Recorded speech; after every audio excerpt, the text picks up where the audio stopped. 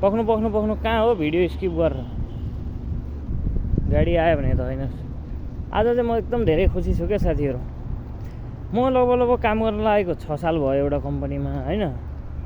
कम्पनीले 1 रुपियाँ बढाइदिँदैन स्यालेरी भनौँ न। अनि अब हिजो स्यालेरी आयो, यसो घर पठाउनु पऱ्यो भनेर यसो कति रुपियाँ रहेछ भनेर चेक गरेर त 38 रुपियाँ पुगिसकेको छ। ठिकै छ, खुसी नै मान्नुपर्छ। अरू केही गर्न नसक्यो भने सरकारले रेट चाहिँ बढाइदिए गर्छ के। म आउँदासम्म 30 थियो, अहिले 38 रुपियाँ पुगिसक्यो।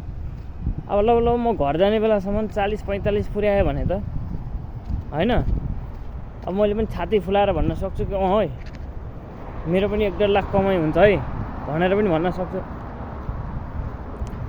कि के हो साथीहरू।